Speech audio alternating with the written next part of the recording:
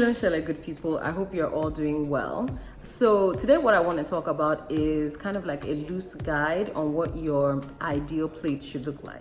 Now, this doesn't mean that every single meal you have should look exactly like this, but it will give you an idea of what you should be consuming in a standard day or week. Now, the standard thing we do in diet culture, which if you haven't seen my previous IGTV post about why I'm never dieting again, please check that out.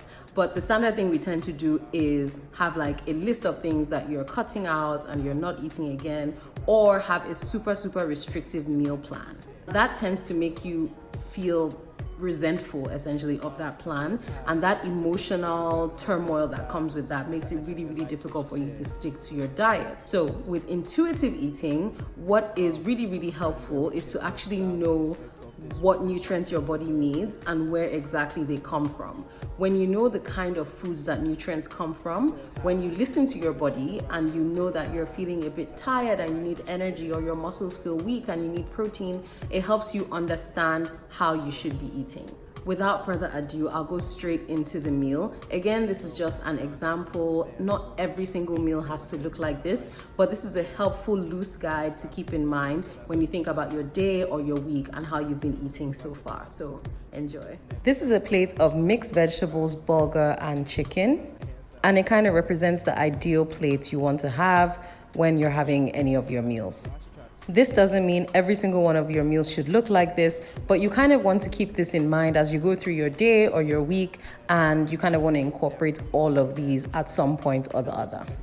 I'll explain what I mean in more detail as the video progresses, but just keep this in mind. So this is what you want your typical plate to look like. You can see that half of the plate is vegetable. This quarter is carbohydrates, and that's bulgur. And this quarter is protein. So this is the ideal plate you want to have. You're looking at a palm-sized serving of carbohydrates and a palm-sized serving of protein. That is one of my absolute favorite things to eat. I really enjoy that one, and I'll definitely share the recipe for some of those things with you guys. But one thing that I want to point out is the fact that on some days, the only thing on my plate is proteins and carbs, like maybe for lunch. And then when it gets closer to dinner time, I'll be like, okay, I'll just have a salad for dinner because I didn't have a salad with my lunch. Or I may go a whole day where I'm only eating carbs and proteins. And then the next day I say to myself, okay, I didn't have any vegetables yesterday, so let me get in a salad or two today. And that's sort of how you can be flexible about the way in which you consume your meals. It's just thinking holistically about your day, holistically about your week and about your month, and being like, okay, this last week I had a lot of sugar, so next week I'm not gonna have as much, just give my body a break. Or I haven't had fruit in a couple of days, so let me have a fruit bowl. Just keeping this idea in your mind about your lifestyle and never about the day-to-day or meal-to-meal. Just keep this thing in mind about your entire lifestyle, and I promise you, it just gets so much easier for you to eat. One thing I really want to stress again, which I mentioned in my previous video, is the hunger gradient. You have to pay attention to how you feel. Don't wait until you're starving before you eat, because you will overeat. And that will push you to the point where you're bloated and like just bursting with food. If you maintain between 3 and 7 on the hunger gradient, I promise you it will be so much easier for you to be mindful about the quantity of food that you're actually consuming. When you do that, that will allow you to stick to reasonable portions of food that actually give you what your body needs and not just what your taste buds want. So with your carbs, for example, even when I do eat a meal that's just carbs and protein, my carbs are literally like this much and the protein is pretty much the same size. So it's not a lot, because by the time I sit down to eat, I'm not starving, and by the time I finish eating, I'm not bursting with just fullness. So pay particular attention to the plating in the video that I shared earlier. That half vegetable, quarter carb, quarter protein is extremely important. Again, that's not intended to restrict you unnaturally. It's just to ensure that you're not overloading your body with much more than it actually needs. Now, I know you guys have heard about good carbs, bad carbs, or good proteins and bad proteins. I personally don't believe in any good or bad foods, especially when it comes to intuitive eating. I just think, again, more about the nutrients and whether this is actually beneficial for me or not.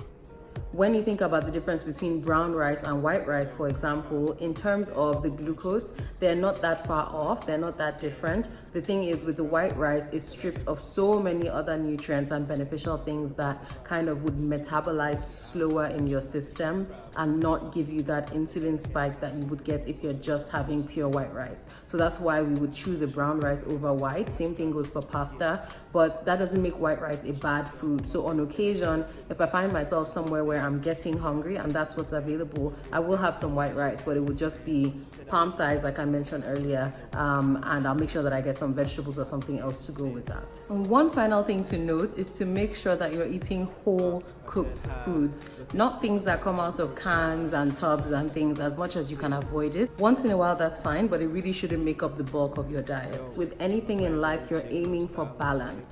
You're just trying to get balance in your day, in your week, in your month, with anything that you're doing, really. So even like a work-life balance, making sure that your lifestyle is generally healthy. Same thing goes for your plate. What you want to do is make sure that holistically, when you look at your life, you're achieving some sort of balance of carbs, vegetables, proteins, fats, fruits, you know, all these things that are good for you. And also enjoyment, like have some meals that you just enjoy without stressing or obsessing over the nutrient content. Even though intuitive eating is about what your body needs, your body also needs just joy and moments of I don't know, just enjoying some delicacies and some things that you genuinely just love. So always bear in mind that the idea behind this is not to make you feel excessively restricted. It's actually supposed to liberate you from this obsessive culture that we have over sugar consumption in particular. I hope this was helpful for you guys. I know that it's really, really basic and there's a lot more information that I plan to share. If there's anything pressing that you want me to respond to right from this video, please just comment below just so that other people can learn as well when I respond. And again, I always like to stress that I'm learning too. So as I learn and incorporate these things into my life, as I see that they're working, I love to share with people. So yeah, I hope you guys have enjoyed this and I'll post another video next week.